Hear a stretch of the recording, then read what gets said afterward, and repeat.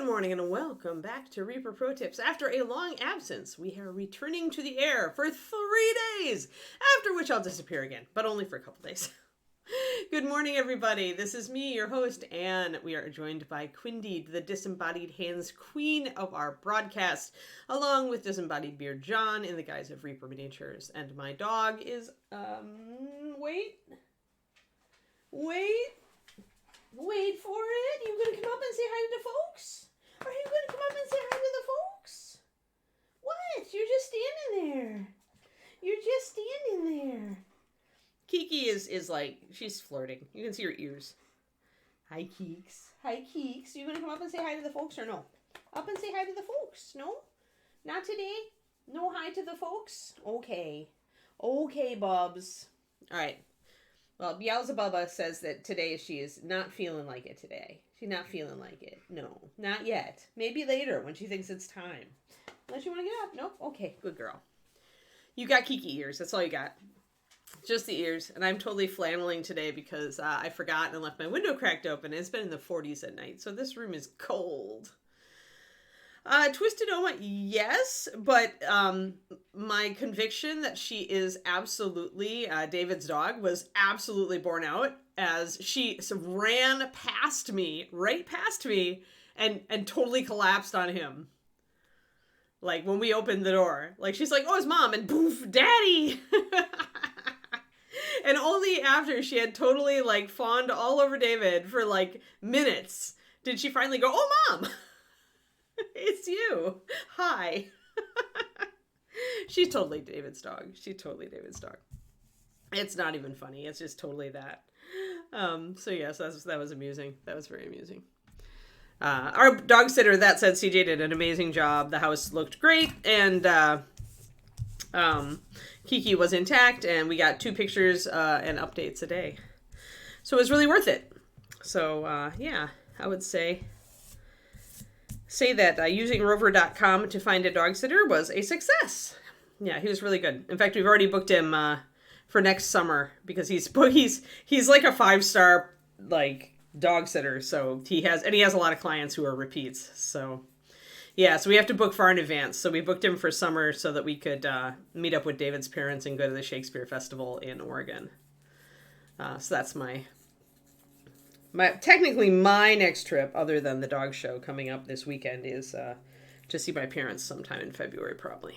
But our next, otherwise I've got lots of time to work on the books. Lots of writing time. Yes. All right, now my glasses are clean. We're going to be witching today. Let's do the hair. Let's see here. I think I used mahogany. Pretty sure I did. We were very intelligent, Twisted Oma, because when we got to Hawaii, of course, we were, it's earlier there than it is here. And so we decided to just get up at 6 a.m. every morning instead of succumbing to the sleep till 8 a.m. thing. And so with the result and we went to bed at like 9 every night. So when we came back, we only had an hour of jet lag to deal with instead of 3 hours of jet lag, which makes a huge difference. I'm a little tired today, just because I didn't sleep great last night. But yeah, we slept great the night before, so the night we got back. So it's all good. But yeah, that's the smart thing to do if you go to Hawaii. And the other thing that does if you go to Hawaii is it enables you to get up early enough to get into the really good breakfast places without waiting too long. Otherwise, the lines can be insane. Yes, Valendar. Oh, it's a quadruple sub-anniversary, happy quadruple sub-anniversary. There you go. Of course you had to wait for my stream. Nobody else does anything, I'm sure. Nobody else does anything. It's definitely a song. It was, I mean, I'm an early person by nature anyway. David is not necessarily, but it was very easy. He's used to adjusting jet lag that way. So, I don't know, it worked for us. And so I'm already recovered, I feel like. You're back, Shadow Ravensby. I'm back and you're back. But yeah, so if you go in that direction, traveling, like if you're an East Coaster going to the West Coaster, I highly recommend just getting up earlier while you still can. Just keeping yourself, go to bed early, get up early if you can. And it helps so much. It helps so much. Because I really didn't feel like I don't feel like I'm lagged at all. So let me get we had Harvest Brown and Orange Brown for the pumpkin. So I'll grab my Orange Brown. We're going to use this for highlights.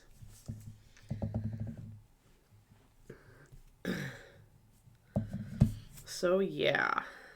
That's so we recovered well. Now I've got to lose an hour going the other way to Denver, but at least that's only a 1 hour. So that's not too bad. And I'm an early bed person anyway, so. Oh no, Ballandar. Yeah, I would totally give Kiki a snuggle. She's decided, after treating me like chopped liver when we walked in the door, she's decided I'm okay after all. She just loves David because, like, he plays with her. Like, he did not think, like, he was like, well, you were more engaged with training her. And I'm like, yeah, but you're the one who plays with her the way she loves to be played with. And so that's why she loves you. You are her beloved playmate. There we go. Had to pokey tool our Orange Brown here. Nothing new. I'm going to put 2 drops of Orange Brown. I'm going to grab a little bit of our Mahogany Red and move it over to that well to mix an intermediate shade. Because when you're using one color to highlight another, and the colors are very different from each other. 1 second, got a little bit of clog. Oh, more clog. You want to do an intermediate mix first. There we go. Much better. Yeah, that's a good long life for Kitty.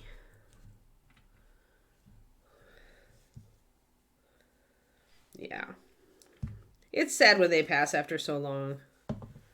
But it's also great that you had so much time with them. So, pardon me, I gotta clean off this pokey tool. It's very much caked on paint at this point. There we go. So, just using my hobby knife to scrape away the dried paint. So I ordered some Milliput, some superfine Milliput yesterday because I want to play with it a little bit for basing and stuff. I haven't used it before because when I was learning the hobby, they didn't really have this superfine one, or if they did, it wasn't one at the store that I used to go to. So I was unimpressed with Milliput at that time. But I've decided that it might be a better option at Aves because it seems like when I get Aves, it like just gets old and ceases to work. So this is what we're doing. And we're taking this brush full of the mahogany and we're putting it in here. We might need a little bit more. I'm going to make an intermediate shade. There's a lot of brown pigments in these colors, which is why it's going very brownish. But I definitely want it to be in between these two things. That's pretty good. And then we need to thin it. Hey, see that? Speaking of putties and sculpting things, there's the man himself. Good to see you. I just got back from vacation.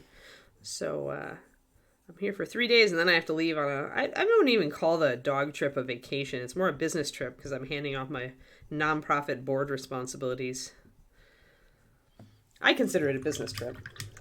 Yeah. I need to go over and see what you're sculpting lately, Sinat. It's been a while since I've been out of town. I'm going to move this back. We're going to highlight some of this red hair on this witch today.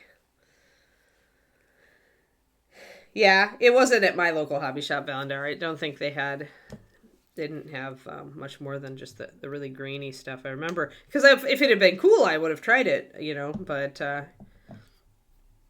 but yeah, I just didn't have a good experience watching, like, playing around with, because I was surrounded by old, like, military painters, and they were just like, this is the stuff, and I'm like, I don't think it's the stuff. Because I didn't want to sculpt it over every base that I did, right? There we go. All right, so we have mixed our intermediate. And we're going to be using this. And I'm going to do one more highlight because if you remember, hair always comes up to an off-white at the very least. And so I'll be mixing this orange with some white or some Osirian sand or some linen white, anything like that. But you want a yellowish white usually or a pure white. Because even though the hair under here is kind of in shadow, we won't do that many high highlights on it. We will bring it up that far back here. So let us do that real quick. I'm going to grab Osirian sand because I really like it. It's a very yellow white. It's got more yellow in it than linen. So we'll just pop another brush full of this over to here. Boop. And we'll drop some Osirian sand in there. Put a few drops in there.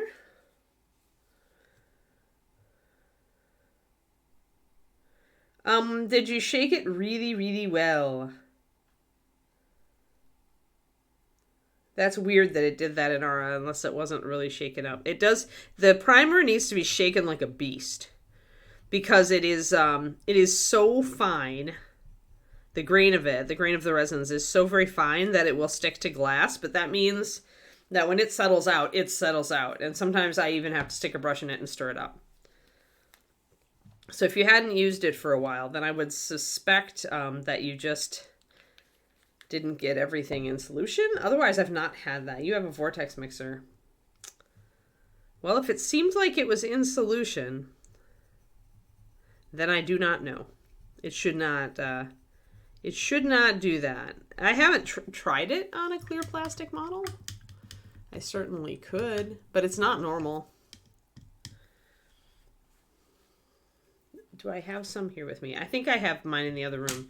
But yeah, I don't know what the fix would be unless actually the thing probably you'd want to do. I do have some. It could be the plastic, although that's weird because our primer has worked on bones in the past. But the clear bones might have a slightly different composition maybe. I'm not sure. I guess one thing you could try is to spray prime over the top of it and see if that will seal it.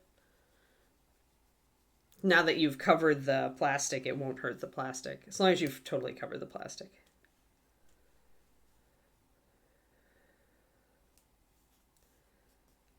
Hey. That's super, Mad. That's super. I'm glad you finished stuff. Finishing stuff is awesome. A lot of people have trouble finishing stuff.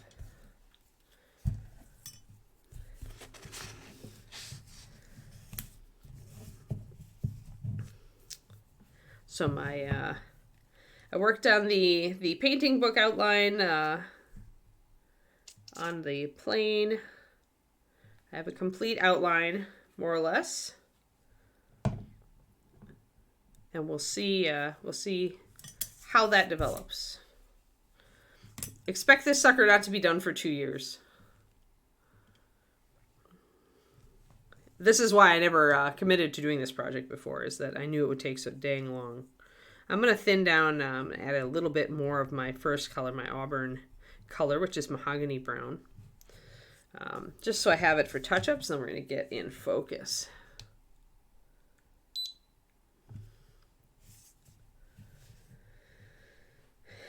It took paint fine over the top of it. Yeah, as long as the paint isn't tacky, you should be okay. My concern would be off-gassing.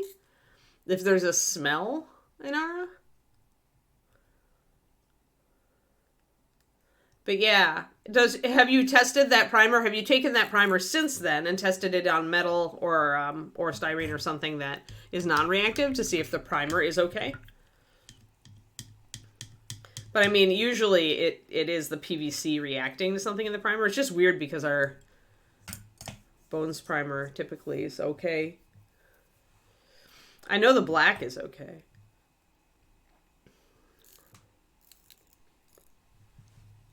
But yeah, I mean, you're right, Inara. The most likely culprit is going to be the actual plastic. Unless, okay, yeah. Should be okay then. I don't think now I can't speak to that because I don't know if we've changed our primer formulation, but we shouldn't have unless there is a product that went out of print. are out of availability. But even so, Reaper orders so much paint that we're pretty immune to that now, or we were, last I checked. Pretty immune to the paint-based cancellations. It is possible that the translucent bones are just a slightly different material, and that material makes the difference.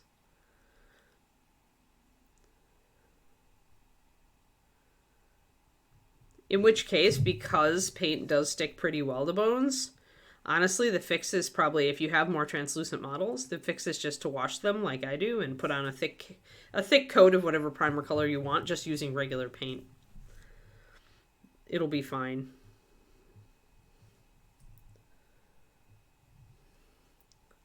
Yeah, sounds like it is the plastic then.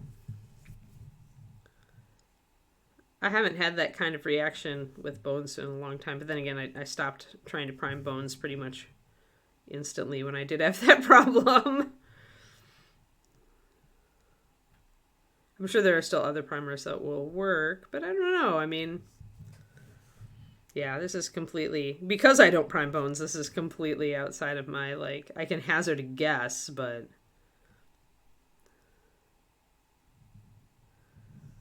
So we're putting a first layer of highlight on here.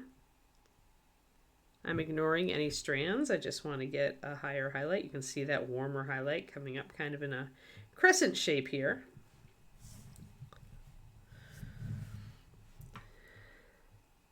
But yeah, so starting in November, I will be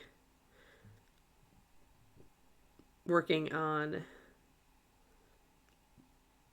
I'll be pretty much focusing effort on a lot of effort on YouTube and working on the book in concert with that.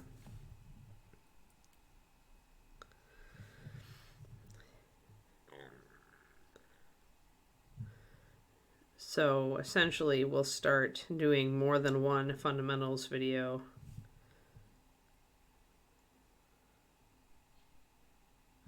Although once we're done with fundamentals, once we're done with pinning, prepping, and priming, then we're going to switch to techniques, I think, or something. We'll do something.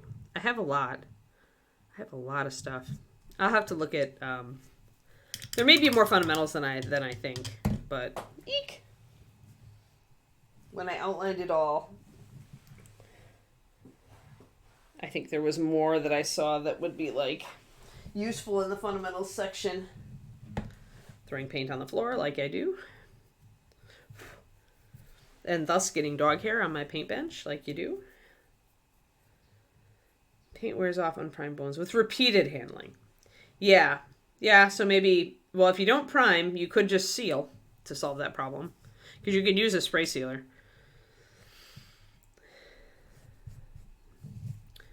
But yeah, otherwise I would say... try a different primer. I think, didn't Rhonda have a document a long time ago on our forums talking about what works or doesn't work on bones? I don't remember. Thought she had a priming bones thing.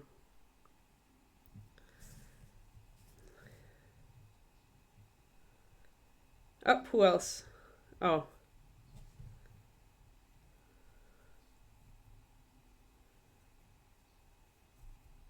Okay. Yeah, I missed that question, Sir Gambit. Sorry. Yeah, Reaper has long done role-playing game miniatures. Like, that's pretty much what they focused on from the get-go. Just generic. We don't have a license. We just do monsters and characters for mostly fantasy role-playing games, because that's what's always kind of been our bread and butter.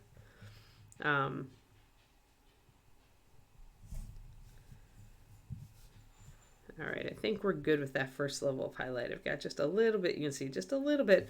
I don't want too much in here. You can see a little bit more. So now I'm going to switch up to our actual, I was using this color, which was our mix of our mahogany brown and our burnt orange. Now we're going to go, or our orange brown, sorry, and then we're going to go straight up to orange brown. Oh, okay. Yeah, I thought it was because it was one of the transparent models, Sir Gambit, but that was an assumption on my part. So like, like this one. Although I never prime these suckers. I always just paint over the top of the translucence. Yeah, it was pretty much, my trip was pretty much the perfect vacation. David and I agreed. We did all of the big things we wanted to do. We hit all of the restaurants we really wanted to hit. Nothing went off or wrong, or like we had some hiccups with like just getting out of the parking garage. That was the extent of our frustration on this vacation. It really was great. And we love Honolulu. And we also drove around the island, which was super fun. Since we had the car. It was funny because we were discussing whether we would even need the car. Because when you go to Oahu, it's not a very big island. And most of the stuff you want to see is in or around Honolulu. And they have a great bus line. So, but we decided to get a car anyway. And that was useful because we actually used the car every day while we were gone. Mostly because a lot of the restaurants that David had picked were actually outside of downtown Honolulu. There were 2 that were in Chinatown, and there were 2 that were like north and east. Probably my favorite was I think were they Sichuan or were they, I'm trying to remember, like they all piled together. But I think the Pig and the Lady was my favorite, and it was, I think, a Sichuan restaurant. It was weird because it was like fusion for sure. Like almost everything in Hawaii, like when you go to the restaurants, it's going to be like an Asian fusion, Hawaiian, something else. And this was definitely that sort of thing. But we went to some very nice restaurants. So we went to some just pretty dang tasty restaurants. Well, we like to eat when we go travel. We're foodies for sure. So.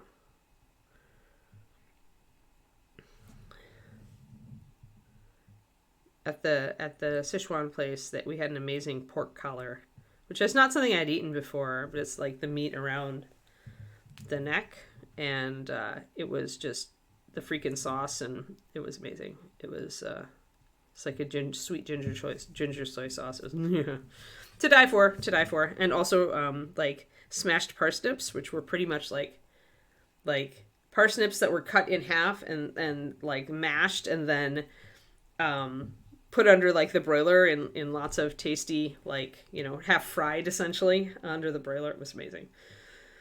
I could probably do those in cast iron.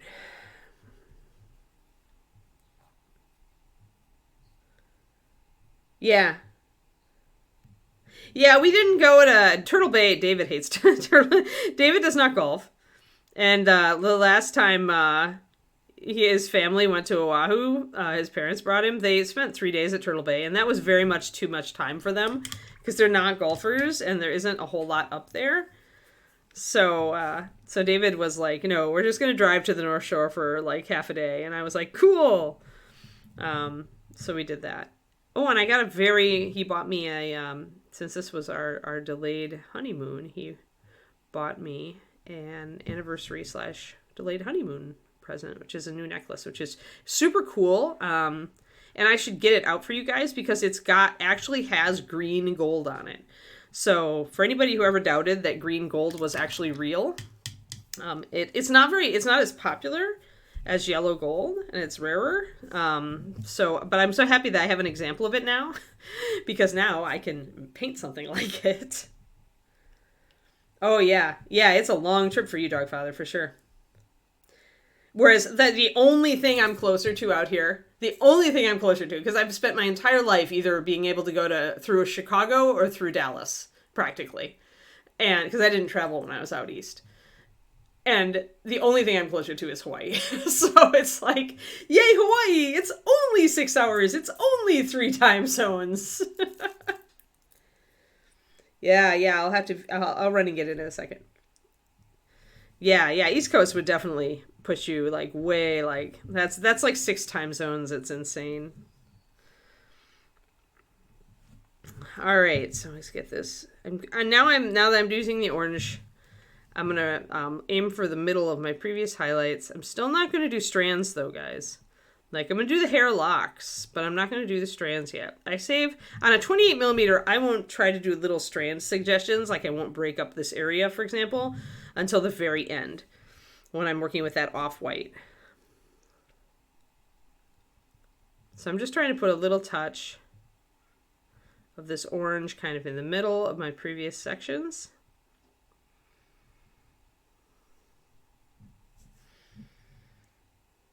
To kind of start to bring that up.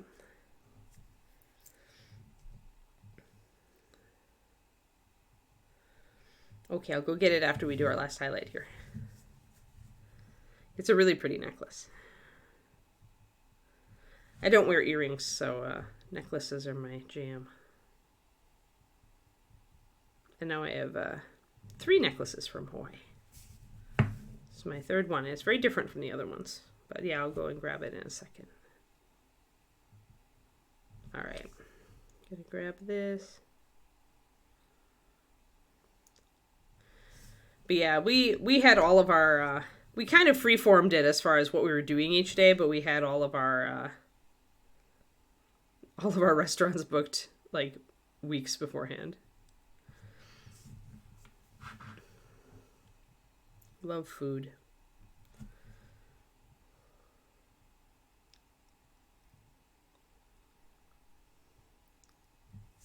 So just a little bit of highlight in there. Yeah, it's definitely worth it. Like, I mean, I personally love Honolulu. Like, and it's weird too, because in many ways I'm not very materialistic, right? I don't like David's like, it's really weird that you like Honolulu, because it is in many ways like things that I normally like, or like Gur corporations ruining the planet, you know, things like that. But at the same time, if I'm honest with myself, like, I kind of love like just the vibe in Honolulu. I'm into it. I will admit it. Even though there's like, it was like a Ferrari store next to a Lamborghini store next to a Tesla store next to... It was kind of crazy, but it was really cool, and I really love it. And we got to see some big waves on the North Shore. Like, there weren't any surfers out because they weren't consistent enough and big enough, but and it was dangerous surf when we were up there. But there were a couple of sailboarders who were playing around. And just from the scale of them next to the waves up there, they were 10-foot waves. So it was like nasty, nasty 10-foot waves too. Like scary, very scary. Yeah, this one has rose, yellow, white, and green. Hold on. I promise I'll show you guys. Just let me get this highlight color mixed up. Then I'll go and get it. But yeah, that's nice when they use the different golds, right? Twisted Oma. All right, so this is not really an off-white. It's more of a creamsicle orange. It's actually lighter than creamsicle. But when I put it on the hair, it's going to, because the hair is so dark, because I started auburn, this is going to read very light. So that's going to be our probably our final highlight. We'll see if it looks bright enough. And the way that you know whether your final highlight is light enough is if it adds the effect of the look of shininess to the hair. See, I have mixed feelings about rose gold. I don't like it like by itself, but I like it with other things. So, okay, let me go get the thing. Hold on, I'll get the thing. Give me a second. I have to go all the way to the bedroom.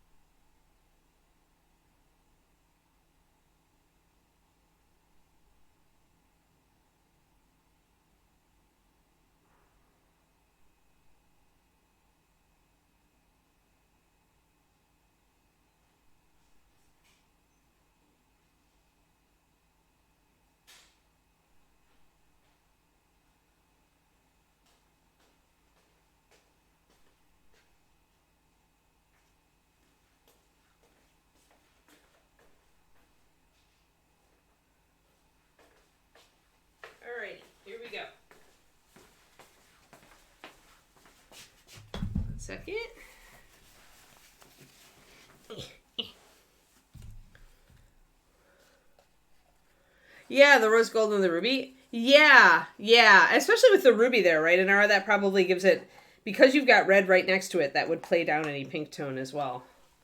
That sounds really pretty, actually. This is the necklace. We'll scooch witch over to the side. There you go. So here it is, and the monstera leaf is the green gold. So we've got rose gold on the top with the plumeria blossom, and then we've got the monstera leaf, and then I think, yeah, it is lovely. They had ones with just 3 plants too, but I really like the extra shiny, and then I got a silver chain so that would play off of the bottom plumeria. But yeah, so that's green gold. It's not actually enameled. As you can see, especially next to the rose gold, it really helps bring out the greenness of it. But you can see it's a very subtle green, right? You'd almost think brassy, except that the color is much richer than brass. So we'll have to put some green gold, and you can see the shine is still gold, right? So that's key when we're going to do this, when we decide to put green, because we're going to put green gold on something, since now I have a David. Yes, David has good taste, and I should keep him. He let me pick it out, actually. So this one is this one is my oh yeah.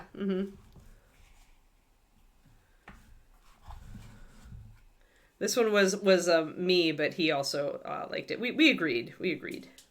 But yeah, so it's pretty. Here, maybe it'll look. Yeah, there we go. So now the green really comes out if I put it on a white background. Hey, New Encode. Hi. 47 months. I almost have to sing. I sang at quadruple subiversary already today. Next month I will sing your quadruple subiversary. But yeah, so there it is. So that green gold we're totally going to do on a model. I just have to figure out which model will look best with it. We'll probably plan it now, and that's something to talk about here. So because this is such an odd green, it really is an odd green. It's very subtle. It's very muted, right? So because of that, we are going to need to plan around this color. So when I talk to you, unfortunately, Nita, if I were still in charge of the paint department, that would happen in like 2 seconds. I'm not, but I could hope. But in order to do it, I really needed an example, because it's really an odd color. But because it is a muted green, we need to plan around this color. You guys always know how my color theory thing, I'm like, you always have to choose one color first, and then you can plan everything else around it. Because this is such an odd one, we need to plan every other color around our green gold when we do this. So the green gold will be the color that we are not willing to compromise on, the color that we will absolutely have. And after that, we will choose everything else based around that. It'll be an interesting color theory lesson. I might even do it for the Patreon, because it's such a weird color, and figuring out what will go with it is not immediately, easy.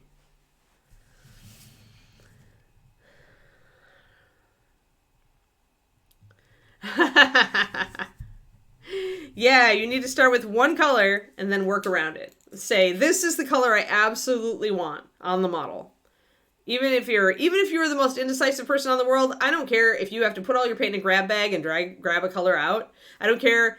Honestly, the best way to do this is, if you've got a list of favorite colors, is to make yourself a random encounter table. Like D&D. I'm not shitting you.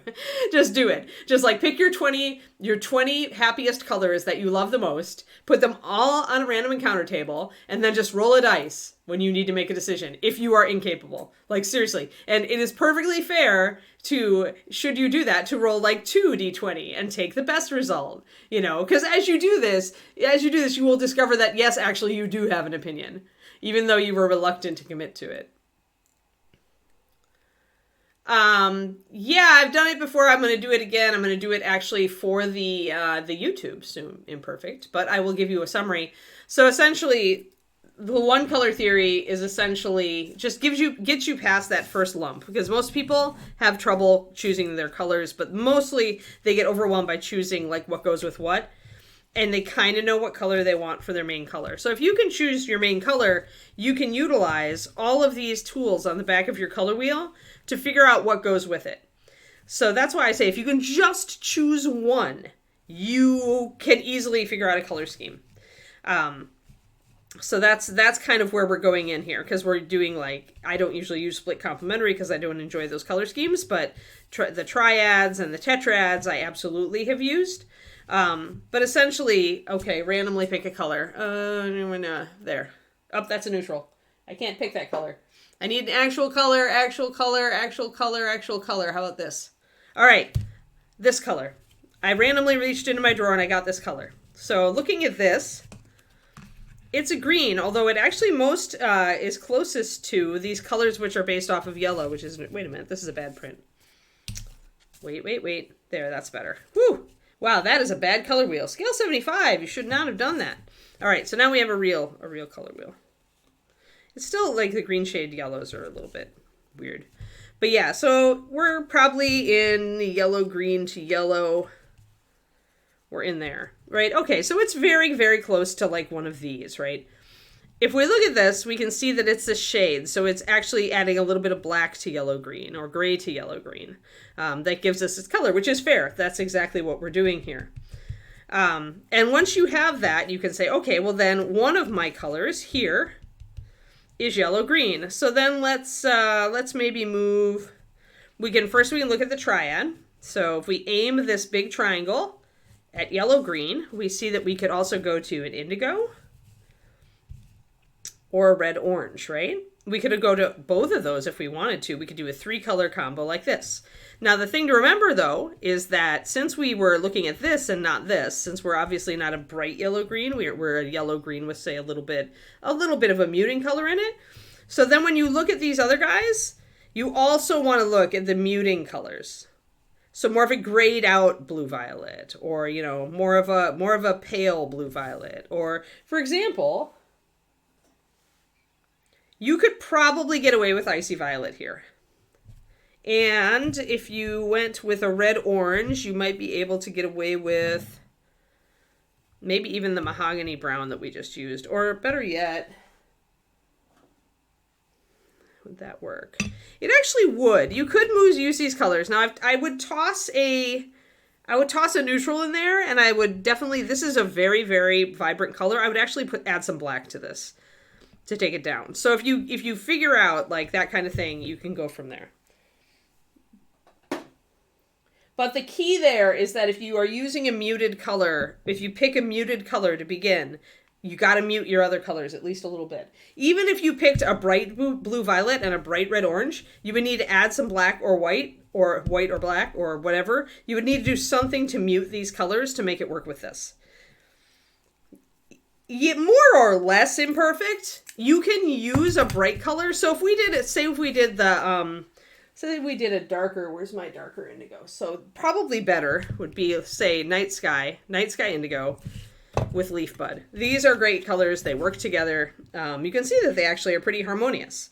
So then if I wanted to, I could take, I could take a pretty hot orange red, and I could use it as an accent. So you can do this. Even though this is really, really intense. Volcanic orange is a very intense orange. But if you're using it on small areas, you can get away with it. So if you're starting with a muted color, mute everything at least a little. And you don't have to be consistent about it. Yeah, this is a weird slide. This is a slid Halloween. So it's not really purple. It's actually indigo. It's a yellow-green, and it's a red-orange. And this absolutely is a triad on the wheel like we just talked about. So you don't have to have necessarily the same level of muting. So like I could go a little bit more grayed out for one and a little more intense for another. But you just can't use a really bright color, a really saturated color, like volcanic orange, without muting it or using it in very small touches. So essentially de-emphasize. No, this was one of the first this was a prototype of leaf bud pendrake. So if I used this, I would use it in very small touches on gems and freehand. I would mostly concentrate on these, and I would probably add in some nice muted colors, like a good brown, which makes everything harmonize better, or a black. The caveat on this is if you're using a color that's very gray, like a really grayed out blue, then you've got to gray out other things. And there are always imperfect. There's always exceptions to this. These rules that I give you are not hard and fast rules, but they are the rules that will keep you out of trouble when you don't have a clue about color theory. So always keep that in mind with me. I'll give you the rules, but the rules really, I can take these rules and flaunt them. Like a really good painter can take that rule I just gave you and paint something that totally violates it and it'll work. But the good painter will be able to do that because they're going to understand how to play those various colors so that does work. Whereas a newbie coming in is going to have no idea. So probably the biggest thing that I run into with intermediate painters in color theory, because they all know just the general triad stuff, is that they're not aware of the saturation versus muted conflict that they can get into if they're not careful. Because it will happen, like, eventually. And then you'll be puzzled. But yeah, so that's just a bit. You get it for free. There will be a much better write-up. There are much better write-ups on my Patreon. And, like I said, we'll be doing a YouTube video on it as well. All right, so let's put that back. But color wheel. Use color wheel. Do depend on color wheel. Learn how to use it. I do have I believe I have a Patreon thing on how to use the color wheel, but you could also just look up stuff online. Those things online, you're going to get a whole bunch of different takes on stuff. Obviously, there are a lot of people taking a different tack than I do, I would imagine. Like, I have not really found a lot of people who mention the whole muted versus saturated problem, which is funny to me. And I would bet that maybe they just choose via gut and they haven't really analyzed why something might not work. So now we're going to start putting in strands. See, guys? With our lightest color. We're going to use a very long, thin brush with a very sharp tip to do that. But yeah, like, everybody's got a different take on stuff. You can learn stuff from everybody. There are wonderful painters in the world who would not agree with me on some of this, and that's cool. We all paint differently. The end result is you just got to try it yourself, see if it works for you, and if it does, run with it.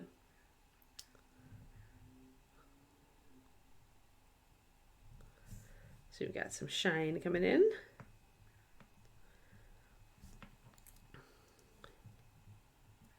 I have a lot of other stuff that I usually talk about, like color slot theory and stuff like that. I have a couple things that I've reasoned out to help new people, because I paint a lot of, or I teach a lot of newer people. Newer to the hobby, new to the arts. A lot of people enter in mini painting with no art background at all, which is absolutely cool. Just means that they can get a bit from, one of us that does have an art background, kind of breaking stuff down. It was one of the most difficult things I ever tried to do. I remember like being in a grocery store and talking to my mom about it, because she's also artistic, about how hard it was going to be to break down color theory in a way that people could just like imbibe, just make something simple and not fear inducing, because many people are kind of like, they think it's too difficult, but it's not really, not the simple stuff.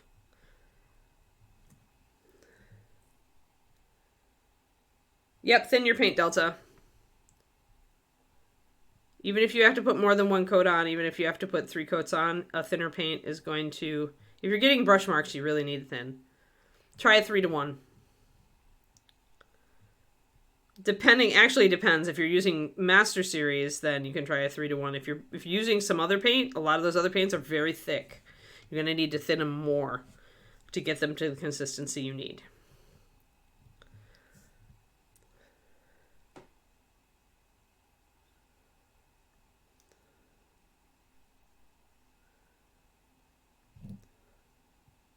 Yeah, that's nice and perfect. Great. Yeah, I figured somebody else would talk about it. And you'll find that some some color schemes that those things spit out will have a bright color in it, and that's really meant to be. Like, either you could go main color with it, and if everything else is very small areas, you can do muted colors there, but it's really, you'll get into trouble if you use a really saturated color next to a really desaturated color, like in big areas on the model. You can even get away with some of that, though, if the desaturated color is a neutral, for example. If it's so desaturated that it essentially reads as a brown or a gray, then you can work with it.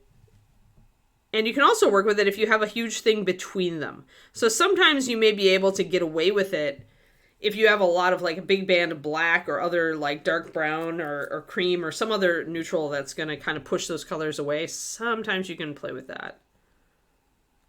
Some other tricks are you can, highlight your neutrals with a more saturated color. Things like that. You can shade with saturated colors on a neutral model. Yeah, if you thinned your paint and it's not evening out like Anara says, also watch my base coat video, Delta, and make sure that you're going really from like top to bottom or left to right very quickly with a lot of paint on your brush. Once you have the thinning down. Those are all tips. But yeah, my YouTube is really valuable that way, since it's all free and you can just watch the videos. But my base coating video does talk about getting us, that's what its title is getting a smooth base coat.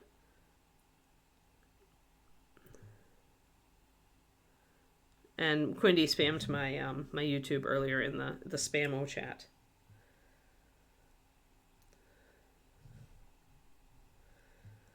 All right, so we bring in this hair up here, and let me see, we've gotten out of, I got out of focus. Oh no, getting focus in, focus in. I'm just not focusing. There we go. So we've got some strands added in, and now it looks nice. Awesome and perfect. Yeah. Yeah, watch through those suckers. There's some, like the brush one is a lot of talking. there's some of them where it's a lot of talking, but at least it's information, and you can take it or leave it as you wish. But yeah, there's my thing. So I'm going to be doing a lot of videos this coming year. I'm going to go to at least 2 videos a month. And I'm going to try to do more than that. We'll see. So there will be a ton of info on my YouTube. I'm trying to get the YouTube up to monetization level, because it's actually doing quite well, surprisingly well, considering how little time I've had for it. So I'm going to be putting more resources into that in the coming year. So yeah, definitely subscribe, check back on it. I know YouTube is terrible. It never tells you when when things you're following have new videos. So yeah, but assume that I'll put out and then if you do the Patreon, I should still have a free level. If you do the free level on my Patreon, you actually get advanced viewing on that. You get to see all the videos early before I put them up. But then I'll stop plugging myself now.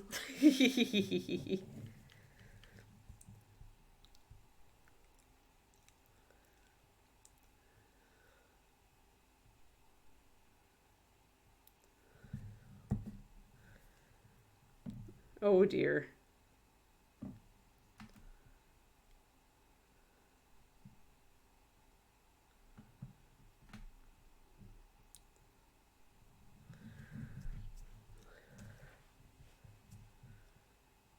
Oh, did we get a troll and I missed it? I missed it. I'm always missing them lately. I'm just too busy, like, actually giving you guys useful information to notice, like, craziness in the chat. This is why I love having mods.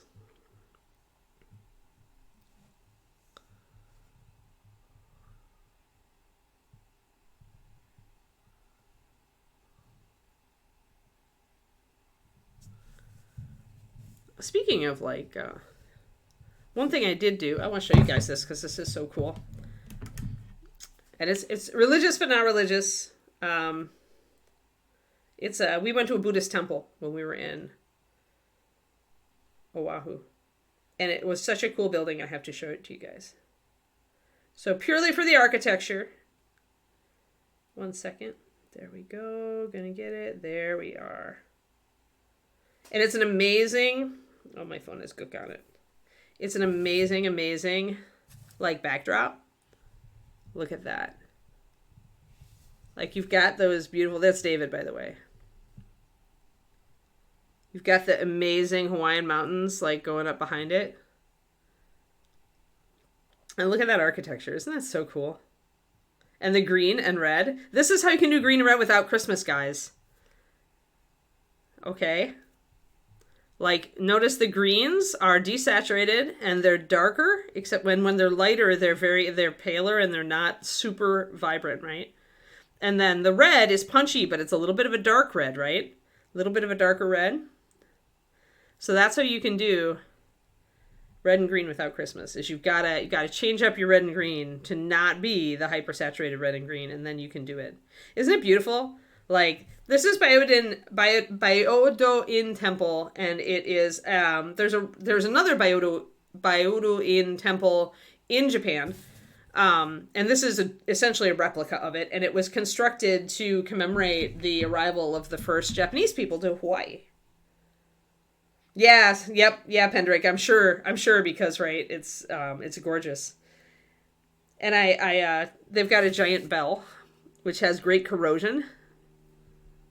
So you can see the way the green is building up. You can see the surface of the bronze, how it's discoloring into brown, and how where the water has gone in and sat on the engraving, you can see where it is discoloring, right? And it's building up. So you get that frosty green, but you also get these more subtle blue greens over here and the darker ones. So yeah, this was really cool. And you can see at the top of the belt where the water really hasn't, because the rain hasn't blown sideways into it, right? So this is more of the original bronze, which is pretty cool. I think that's like the coolest. I have, oh, and this was just for it. This was a view from our hotel balcony, by the way. So that was our view from our hotel room. It was very cool. And one more. That was our sunrise. That was our first sunrise in Hawaii. And that's Diamond Head, which we did climb, by the way. So there we go. Now you've had my tour of my my vacation. There's actually lots more. Oh, the other cool thing was that, and I kept this because I wanted to do something on it, but painting black, right? This is a black swan. So if we remember how I always tell you 50% of a thing has to be black. So there's a lot of pure black here. There's pure black on the head. So up here, we definitely have more black. There's black here and here. Black, black, black. And there's a big patch of black here. But on the back, if you just looked at the back, you wouldn't think it was a black swan, right? But having these other dark shadow bits of black, there's at least 50% of this swan that's reading as pure black. So it does read as a black animal. And so that is an idea. I kept this because I want to paint some black feathers coming up. And so this is a really good resolution one. But you can see how fine the feathers are on the head. So, but yeah, there are black swans at this place. It's pretty cool. I hadn't seen one in person. Oh, and the coolest Kiki picture I ever had. This is our pup sitter. Our pup sitter sent us this picture. Kiki was play bowing at him. She was just bouncing into the play bow. But it's the silliest, derpiest dog picture ever. So I thought I would share that with you guys. She's such a silly. So this was while we were gone and CJ was playing with her.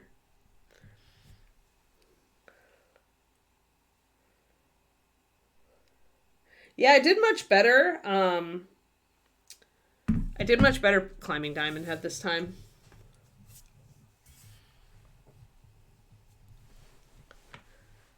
Yeah, the water does look really dark in that one. It was really dark green because it was a cloudy day. So yeah, I took a lot of pictures for painting reference on this trip. I thought I would actually do a little video for the tube about where I find inspiration and kind of use some of this as examples. Because I look to nature for a lot of my inspiration and environments and other art. Because you can find inspiration for color schemes everywhere. Just going to pick up these little strands here. A little bit more here.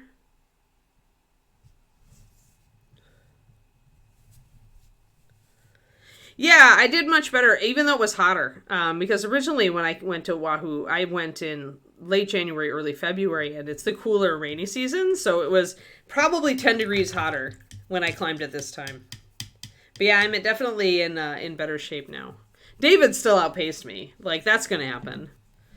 Eventually, I bet you I catch up, though. If he doesn't get on and, like, go to CrossFit with me, there will be a day when I will outfit him. I swear.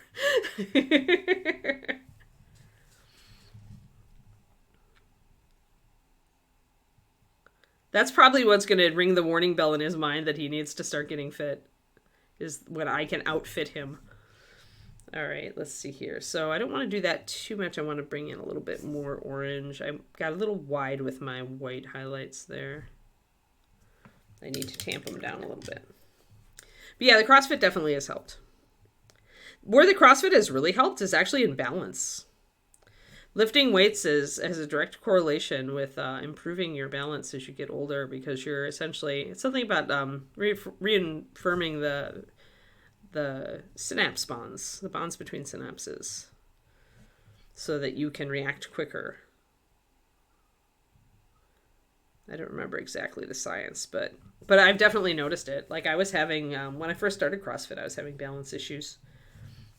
And I always had a very good sense of balance as a young Anne, so that was very alarming. It was one of the things that drove me to CrossFit in the first place. But yeah, all right, so let's get us a little bit more red in here.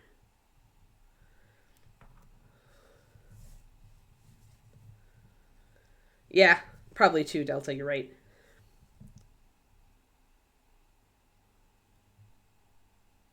Either way, it makes your reactions faster, which is nice. There we go. So we've got our hair coming in. I like that. I'm good there. I can put a little bit of white, off-white rather. But yeah, so we had a really good vacation. And I have a lot of, we went to the Bishop Museum, which is kind of a Hawaiian history museum. Hawaiian and Polynesian. And I took lots of photos of stuff that I'm going to use for inspiration. Articles for the Patreon and the YouTube. I'm going to get the ends of those little tiny loops. I'm going to get a little bit lighter in here. I want to bring my orange in a little bit more so that I can make that lead naturally into these lighter oranges. Just adjusting here. Sometimes the side of the head can get a little bit hard to do. I think it's just you, Twistedoma, but everybody else tell us if we're having issues.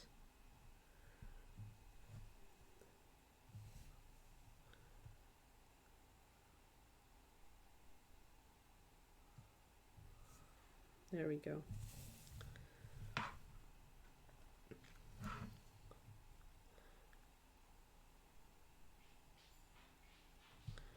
But yeah. The other cool thing is that I figured out an entire year or more of topics for my Patreon while I was on the plane with all that boring time. And I mostly planned them. I planned it at the same time as I was figuring out my YouTube schedule. So you notice some crossover. Not as much as I thought, though, because I'm going to be catching up. I'm going to be going a lot slower with some of that. The YouTube stuff. Unless I really get out a lot of episodes a month. And of course, NaNoWriMo is coming up in a couple of days. Ooh, where I have to jump back into writing book 3. I'm reading some of my inspirational material that I first read that got me excited about doing book 3. Book 3 is in the far north. And there was a really cool guy named James Houston who was, I think, ex-Army. But he was also an artist. And he was really excited to, like, go to the north. And essentially he ended up living with the Inuit for a long time, and he is the guy who is credited with bringing Inuit art to the rest of the world. And I have his book, and it's a very, if you like Call of the Wild, if you like Jack London and that way of writing, it's kind of like in that vein. It's written kind of in that vein, but it's good. The stories are really interesting about the time that he spent up there. It gives you a real sense of kind of the culture and the people and the environment. It's really fun. So I always reread at least parts of his book before working on North of the Wind, because it really kind of gets me in that cold northern mindset and how harsh the land can be up there.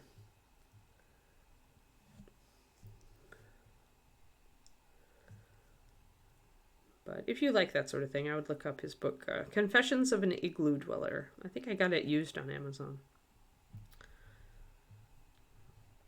And you will notice some, probably some, the mood being similar if you also read my book eventually when it comes out.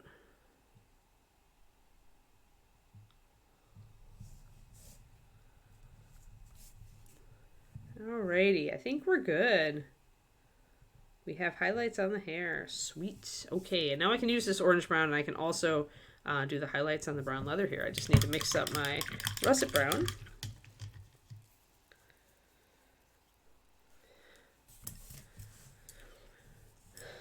Yeah, it's a really cool story of how he kind of like became like pretty much part of the people. I think he even like lived among them, like with his wife and his he raised his kid alongside, like living in igloos essentially. It's pretty cool and fascinating.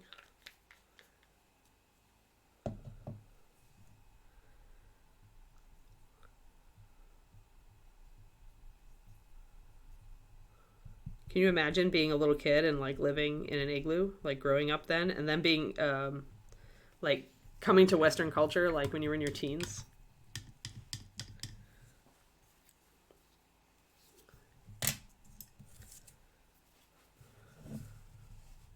All right, so I've got my my wonderful. I guess I don't have my bistro brown though, or not my bistro brown, my harvest brown, which is the equivalent of the old bistro brown. But yeah, it's a cool story. I just love it because his writing. I compare him to Jack London unabashedly, but his writing is very evocative. The imagery, because he's an artist, maybe the imagery is really strong, and you can really feel like you're there. Like you can see it. Like you can see. He's really good at evoking the feel of the North, the far North. All right, I'm going to grab some Harvest Brown. That's my first highlight on these things. I also, at this point, I'm going to need some brown liner or some walnut brown to help with shading in case I overpaint stuff. So I'm going to grab that.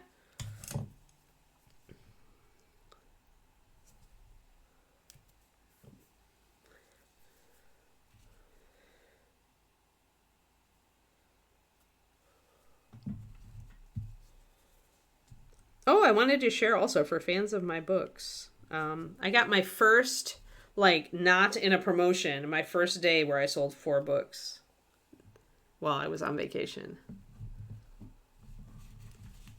which was so cool. Like, just something about that one day.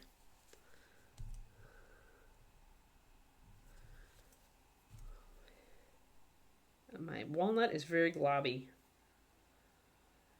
Yeah, I mean, we're still small fry in the world of books, guys. But this was my month. I think I talked about this before, but I'm trying to approach this as a business person.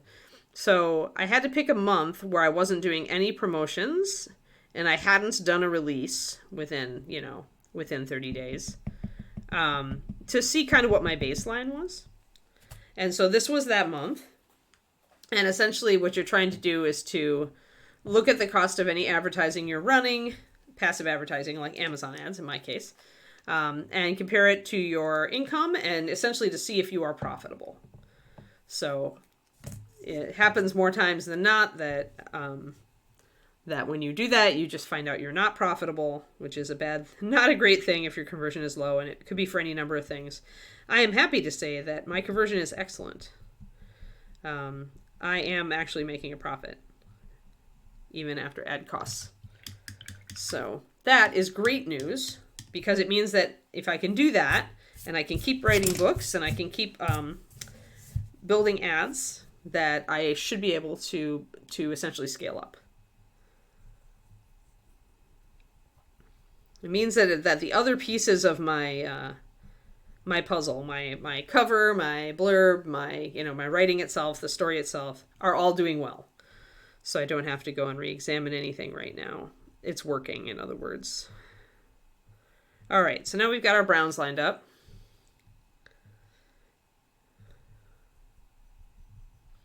I'm going to add just a little bit of russet and white to this harvest and give it a little bit more boost. So now we're working with browns. So now we're over to here, and I've essentially taken, instead of working there, we're working here. Yeah, so now what that means, though, is that essentially I just need to get the word out. Like, if I can get the word out to more people who are actually like the kind of person who would like my book, I should be good. And that's just time and writing more books, right? Time, advertising, and writing more books. Until you start getting the word of mouth doing the pushing for you.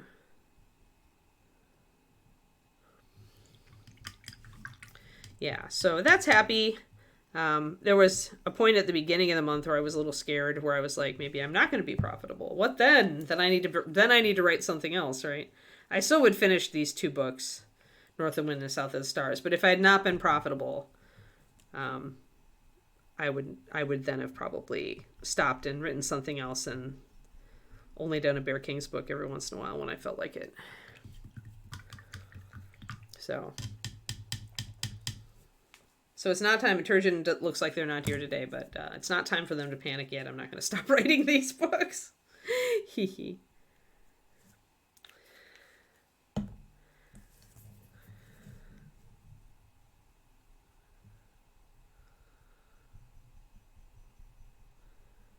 All right. Yeah, I just had to make my Harvest Brown a little stronger. It's a very transparent paint, which is nice for layering, but it means that if I want it to show up out the gate, I need to start with it pretty strong. And we're going to do these little pouchy things and the belt. All right. So first, I think I wanted to put a dark shadow. When you've got a belt, usually the edges curl, right? So I'm going to take my thinned down walnut and do a little bit of shading down the center of the belt. Oh, you're just being quiet. Okay. That's cool. You can be quiet. But yeah, so pretty happy about all that.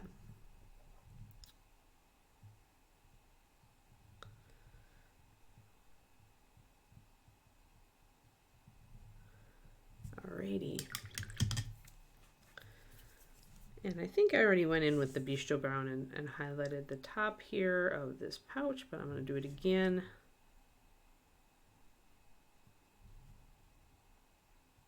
And the little lip here.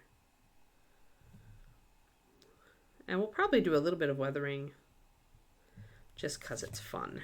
So I'm going to grab my orange brown.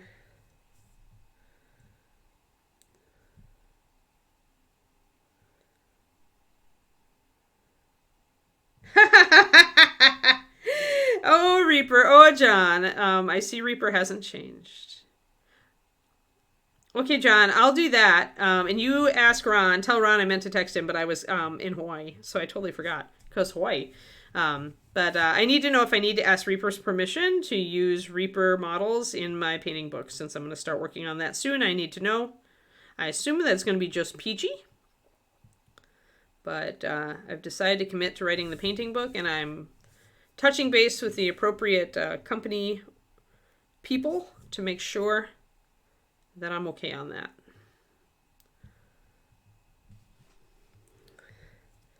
But yeah, I can stop in 5.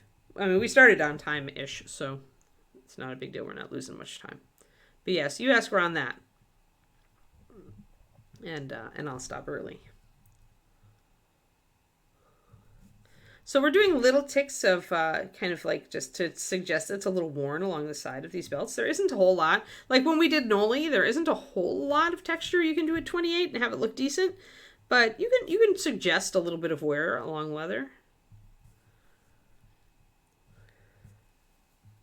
Green gold light.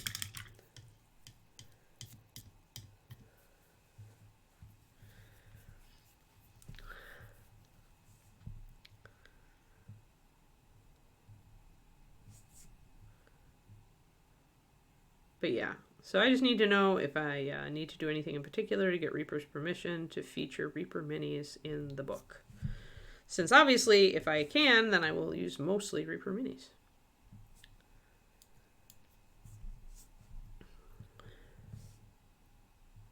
And I'm going to be using Reaper paint for sure, so having permission to talk about that would be great. But I can also touch base with Ron. I have other things to talk. You have mentioned and asked Ron. Okay. Yeah, good. I'm fine to drop him an email as well. I'm sure he's got a lot on his plate. But I know how Ron's email tends to get neglected when he's got a lot on his plate, so. Yeah, I just don't know if I need to do anything in particular to get Reaper's permission to do that. I don't remember. I think if I'm using painted models, I don't, but I don't know if I can feature like Master Series paints and stuff and things like that. So yeah, I need to get Reaper's permission on that. As obviously, I would love to push the paint line. Yeah. Push that paint line. Push it. All right.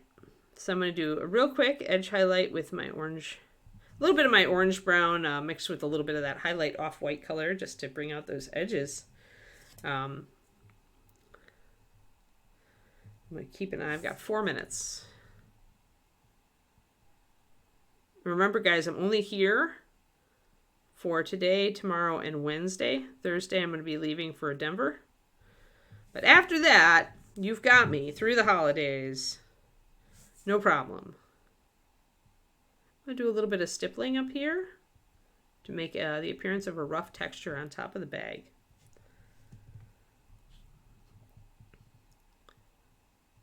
But yeah, obviously it's not like super urgent, but I do need to know before I start the actual like lessons in the book whether I can use Reaper stuff. So I'll touch base with them too, John, don't worry. But it sounds like, how long, if you're still there, John, how long are they going to be wrapped up with that new Kickstarter? I assume Ron's going to be busy with that. And you, like, how long does that Kickstarter run? 19 days? All right. So essentially, I should put on my phone to touch base with Ron after Thanksgiving. Oh, it won't be too crazy. It's not like a normal Kickstarter. Okay. All right. All right. Well, then I'll just... I'll wait. Maybe I'll touch base when I'm back from Denver then next week.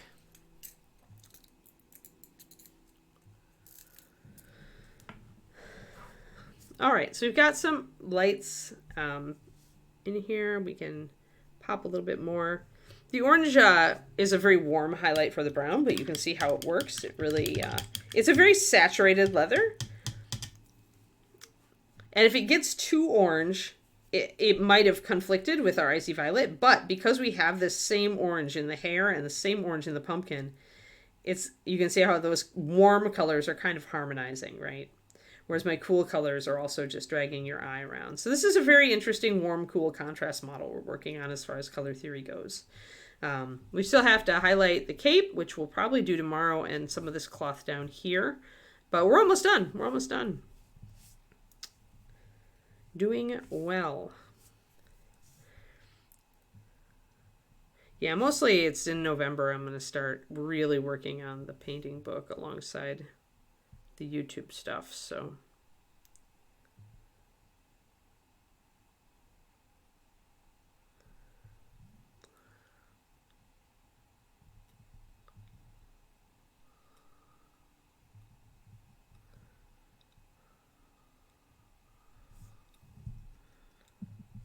All right, I think we're good.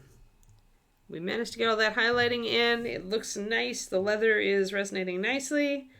I think this model is looking pretty good. Yep. Good deal.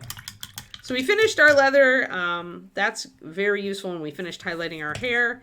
Yeah, all we've got left then is is just doing the back side, finishing up the wood on the broomstick, which I should do now, but I just don't really have time, so we're going to end it, and I'll deal with it after. And then we've got to do that icy violet highlighting and shading, and a little bit more on the black indigo here. And then we'll be good. Then it's just basing. So we're going to work on this all the way up to Halloween, and probably also on Wednesday we'll just use this week to work on the witch and get her as close to done, because she's the obvious Halloween model we have going on.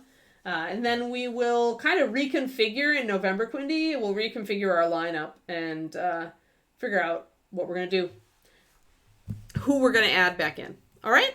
Okay, I need to hand you guys off to John, apparently, for that Kickstarter launch. So thank you, everybody, for tuning in and having a good time and looking at my Hawaii pictures.